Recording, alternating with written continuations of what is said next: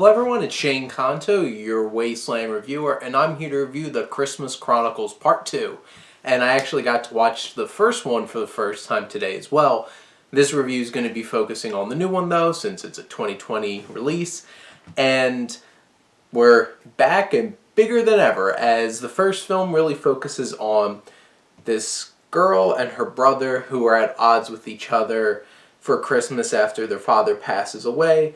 And Kate, the young girl, is now pretty much the focus of the second film, as they kind of messed up Christmas and then helped Santa Claus get it back on track.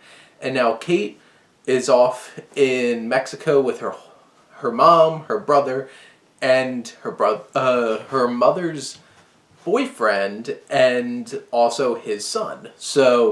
But it's not near up in Massachusetts where there's snow and it's Christmassy. Nope, it's beaches and everything, and she's missing the Christmas spirit. And what I really appreciated about the first film is Kate was really endearing. She was a great character. I really appreciated her. She's a lot less likable in this film, and that's one of my biggest issues with the film is, like, obviously they're trying to put in a different perspective, but in making her being the way that she is in this film, it makes her a lot less likable.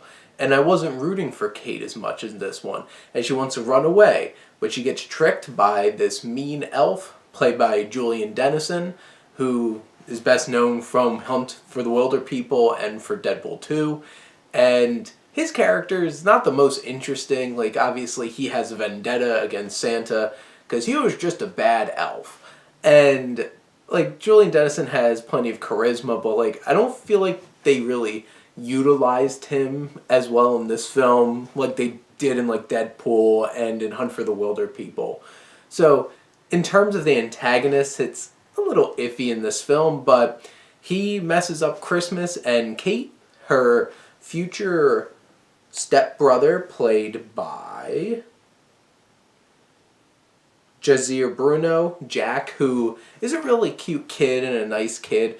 The two of them have to team up with Mr. and Mrs. Claus to try to save Christmas. And they kind of pair up. Kate spending most of the time with Santa, which Kurt Russell was an absolute blast in the first film and continues to do so. He's a great Santa. The moments where he's getting like musical cheer out of people are a lot of fun. He's sassy. He's like the cool Santa. And then you have his real-life partner, Goldie Hawn, playing Mrs. Claus. And she has some nice moments. It's nice seeing Goldie Hawn in something. And her and Jack have some really nice moments. This film is much bigger in scale. It's globe-trotting. It's in the North Pole. There's a lot of effects. There's more creatures. There's a lot more elves. The elves are a little creepy. Not the hugest fan of what they did with the elves.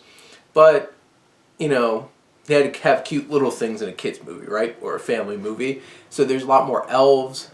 There might be some traveling to other times, along with other places all across the world. Some of the effects are very strong. Some of them are very iffy, especially with some green screen in certain scenes. Seems really, really fake.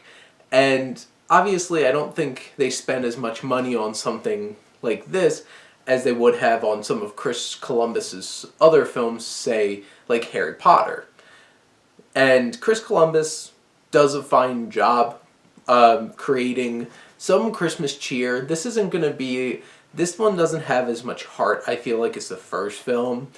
And it gets a little bogged down by all the CGI, all the stuff going on, and it feels a little bloated. And especially with the 2-hour full runtime this time around, it definitely dragged at times, and I kind of wish like it was a little zippier and move along a little bit. And there are some nice emotional moments. There's one particular scene that might just happen to take place somewhere in Boston that is meaningful between Kate and this boy that she meets at the airport while they're stranded there. And in general, I feel like this film has a lot of fun. It has big CGI adventures and all kinds of stuff like that. There's charming performances from Kurt Russell and Goldie Hawn. And